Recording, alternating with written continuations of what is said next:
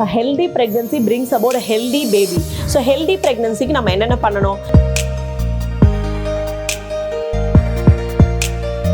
மாசம் கரெக்டா டாக்டர் கொடுக்குற டேப்லெட்.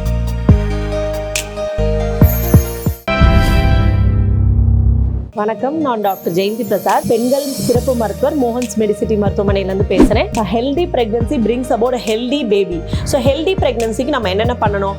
கன்செப்ஷன் ஆன உடனே ஒரு கைனகாலஜிஸ்ட்டை போய் பார்த்து நீங்கள் உங்களோட பிரெக்னன்சி கன்ஃபார்ம்டா, அது பேபி யூட்டஸ்குள்ளே தான் இருக்குது, வெளியில தான் இருக்குது, நம்ம செக் பண்ணிக்கணும்.